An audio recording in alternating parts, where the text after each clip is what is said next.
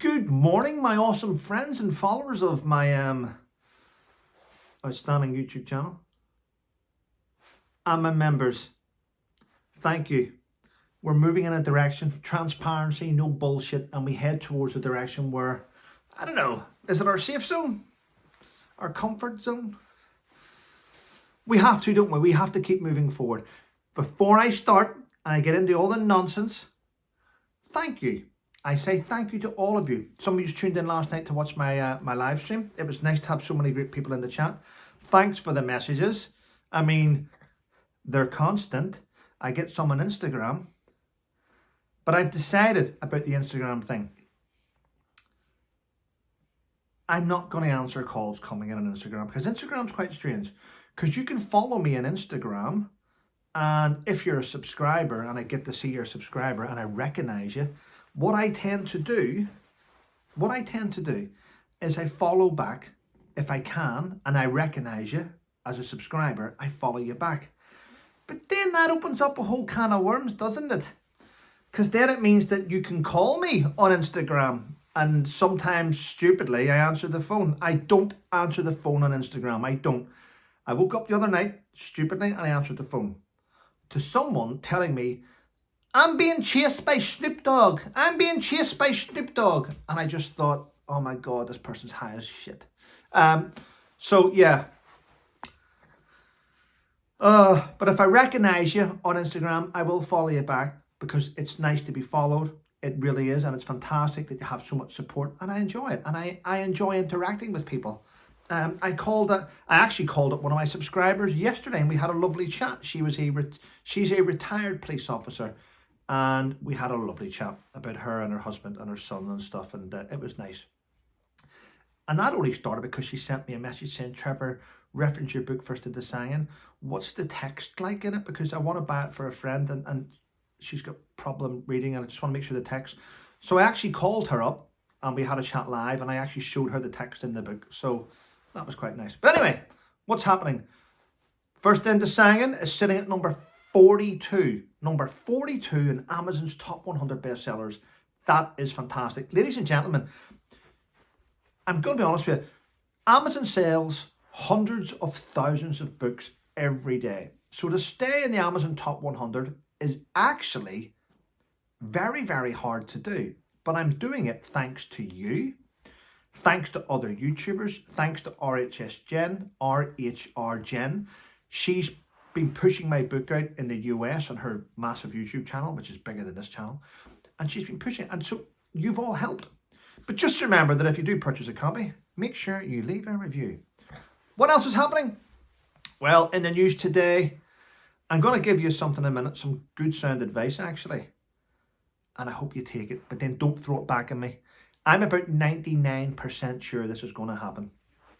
Anyway, before we get there, Tulisa, remember Tulisa? She was a judge. Was she a judge on X Factor? Or was she a judge on...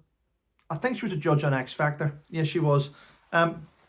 If you don't know, she's been suffering with health issues quite a lot. And she's just getting over them. Now, whenever you suffer with health issues, which she has, part of her face sort of dropped a little bit. I'm not going to go into the health issues, but it dropped a bit. And she lost her confidence. She lost her self-confidence. And she's been getting operations and she's been doing things. So Tulisa is still getting her confidence back, but she decided to throw herself into the jungle. And you know what? Well done to her. She's come out of the jungle now. She got voted off. But when she got voted off the jungle and she's been suffering, next thing you know, you're voted off the jungle and the world's media want to photograph you. What's the jungle like? What's this? She got overwhelmed. She got overwhelmed and she locked herself away in her hotel room and she stayed away. She was meant to go on to the thing in the jungle where they sit on the sofa and they chat about what was it like, and she couldn't do it because her confidence had dropped so much because she was so overwhelmed. And sometimes the media have to understand, give people a fucking break. Don't have them, I mean, if you're a TV presenter, you have to accept that. You're going to be in the paper every day, you're on TV every day, you're getting to see people every day. You have to accept what comes with that. But it comes with a responsibility to make sure it comes with a responsibility to make sure you don't gather people around and go, okay, we're going to become a cult. We're going to become the Suffolk cult. You can't do that. So what else? Well, I'm going to be honest. This morning I'm a little bit overwhelmed about this, but I'm so pleased. Right, Woodbridge. My favourite pub in Woodbridge is the Bull Inn. It's run by my friend Sarah and her husband. They do a great job. They're from Australia. They live there now. They do a fantastic job. Love it. The Guinness they pour is unbelievable. The food is stunning. I've stayed there. It's a wonderful place. Anyway, it's my favourite place to go. A lot of people used to say to me, Trevor, I want to send you a card, or I want to send you a hat or something. Where do I send it to? And I would never give my address out. And they used to send stuff to the Bull Inn. So when I would go in the morning for my morning coffee and go, hi Sarah, she'd go, yep, got another parcel for you, Trevor. So people would say, she's not my post office, by the way, she's a professional lady. But I'll get to the point. Woodbridge has now been voted the happiest place in the United Kingdom to live, because everyone is so friendly. Everyone gets on. The community spirit is outstanding. People help each other. Businesses help each other. Businesses promote each other. I mean, you wouldn't see a business in London promoting a business across the street. No, you do it in Woodbridge. It's fantastic. It's a wonderful place to live. The fresh air, the coast. I mean, if you didn't know, there's actually a retired U-boat from the Second World War sitting on it's in Woodbridge. If you walk around the path in Woodbridge towards the coast, you'll see a retired U-boat sitting there, which is turned into a little restaurant. We could just sit and have something to eat, and that's lovely. I mean, it's fun. We've got our own cinema, and our cinema is not a big cinema. It's privately owned by a guy. Now, this cinema, which is in Woodbridge, it does screenings. Now, to put it into perspective, during the lockdown, I won't mention the P word, but during the lockdown when everyone was struggling, this guy that owned the cinema, he is very wealthy. He didn't take government funding, furlough. Do you know what he did? He sold one of his sports cars. And with the money of that, he paid his staff. He kept his staff employed. Woodbridge is an awesome place to live. That's the type of people in it, and it's fantastic. It really is. I enjoy it. It is. Yeah. And it's of a price range. The houses in Woodbridge, I mean, I think a 3-bedroom house in Woodbridge is about, truthfully, 400 and so many £1,000 each, maybe 500 depending where they're in Woodbridge, which means it keeps all the dickheads away. They won't come, they can't afford it. So that's why it's so great. That's why it's not inundated. That's why you don't see people standing. There's not a... We do have one lady, a Syrian lady, I believe, who sits in Woodbridge, and she collects for the big issue. She does quite well. I'm not going to go into it about her. She's a nice lady. Anyway, there we go. That's Woodbridge for you. It's wonderful. What else is happening? Well, my money's on this. I'm 99% sure. I'm 99% sure that David Beckham is going to be knighted in the King's New Year's Honours list. He's just been to the King's banquet with other royal members, and he was dressed. He had him and his wife, Victoria, looked stunning as they went down in the hall in Buckingham Palace. Yeah, I believe that's it. Yeah, he's going to be knighted in the new year. I may even go myself, I'm not telling you to do it, but I may even go myself and put about 20 quid on it, £20 on it. Sir David, arise, Sir David. I think that's going to happen. Mark these words though, because when it does happen, you'll say you heard it here first. Yes. Amazing, isn't it? Well done, David. I left my cloth in there, have I? There we go. Well done, David. So David Beckham. That'll be lovely. Lovely form, won't it? And Kate Garraway, back in the paper. Yeah, her own TV company has plunged 163 or 160, what is it, 165,000 pounds in the red.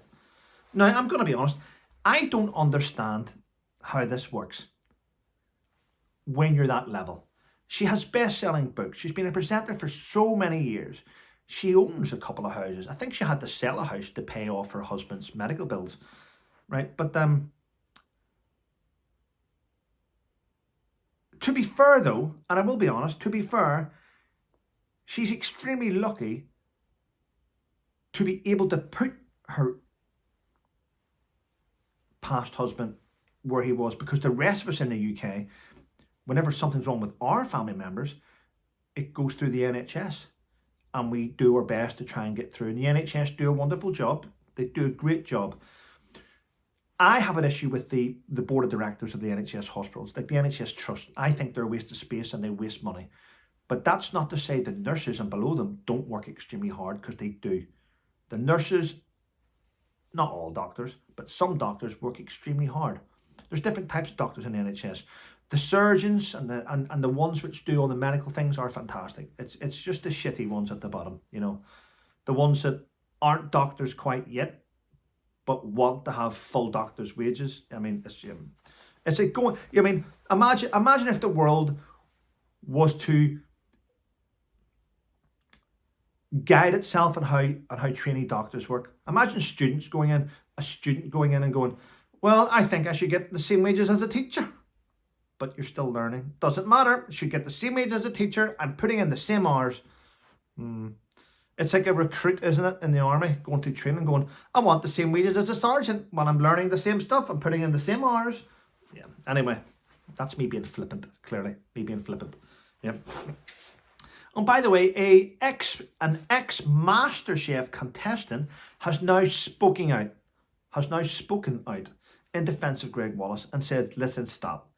The BBC are massively overreacting to the things that Greg Wallace has done.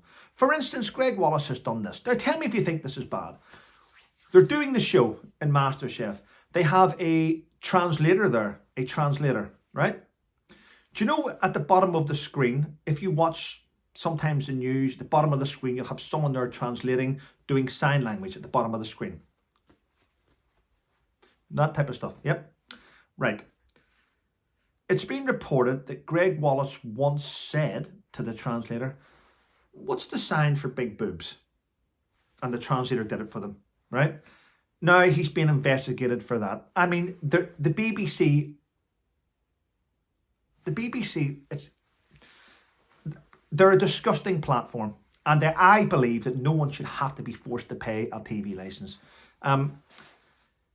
But this is strange, because all these attacks on Greg Wallace, which are all shitty attacks, like, oh, he once brushed past me and he touched the side of me. I mean, fuck off. Maybe because you were so fat, he touched the side of you. I mean, I don't care what people think. It's getting beyond a joke. But it's quite strange that there's serious allegations now being brought out, more allegations about the disgraced TV presenter Hugh Edwards that walked away from jail. More allegations of him are coming out, and just as they're coming out about him, there's nothing on the BBC about it. But they're inundating the news about Greg Wallace. I find him to be used as a scapegoat. That's just my opinion. Now, I know I get some comments going, oh, Trevor, you don't know what it's like. Well, neither, and oh, Trevor, you don't know the truth. People in my comments telling me I don't know the truth are the ones that sit on their fucking sofas and read magazines and watch the BBC. And if I'm honest, you are probably the most ill-informed people there fucking is, because you're stuck on the propaganda. I mean, the BBC might as well be. I bet you in Russia, BBC's banned. The same way in the UK, Russia Today's banned. The BBC is a government propaganda platform, and it's about time you all woke up and stopped buying that shit. And by the way, you don't need a TV license to watch catch-up. You only need a TV license to watch live TV. So here's what I do. Turn your TV off and don't watch live TV. I watch YouTube. I watch Amazon, I watch Netflix. You don't need a TV license for any one of those three platforms. I've just saved you money. Anyway, listen, I think I've harped on far too long. This is my longest live. It's not even a live. Shut up, Trevor. Anyway. Machine gun Kelly. Machine gun Colt. Right, listen, I'm going to shoot on. Have a wonderful day. Thank you. Remember, it's number 42 in Amazon's top 100 bestsellers. It's doing really well. The reviews are coming in. I've got 785 reviews. Honestly, nearly 700 of them are 5 stars. There's a couple of shit ones where people saying, I don't believe Trevor was even in Afghanistan. Yep, there's a couple of those ones, as you can probably imagine. A couple of hate ones that go, I've got a couple of reviews actually that go, don't like him. It's not really a review. One review says this. 1 star. We shouldn't have been in Afghanistan. We shouldn't have been there in the first place. Innocent people died. 1 star. How the fuck is that a review? I mean, if you're going to leave a review, just say, don't like the writing, it's shit, crap story. But don't leave something stupid that makes you look like a retarded individual, because you're putting your name to it. Or just write, a retard, and then leave your review, and then we'll all know. Anyway, listen, have a wonderful day. Stay safe. What's happening? What's happening? Right, whoa, I'm going to do this. Why not? There's a lady that follows me on this platform. She's one of my subscribers. Her name is Maureen. She has her own YouTube channel, and it's called A Dog's Life in Liechtenstein. And the lady goes out and she talks about her dogs, and she takes her dogs on trips. Do you know what, people? It's coming up to Christmas. It takes 2 seconds to subscribe to somebody. Let's lift her spirits a little bit. Let's lift her channel. She's just got over 500. We got her to 500 subscribers. Let's try and get her to 1,000. Let's move forward. Let's help one of the subscribers out, because without subscribers, my channel wouldn't go anywhere, and you know that. So you are YouTube, not me. I'm just the gobshite that talks. You're the ones that actually make it work. But if we work together and we support each other, it's a wonderful community. So come on, A Dog's Life in Liechtenstein. Wonderful lady, and give her a little bit of support. Other than that, have a wonderful day, everyone, and stay safe.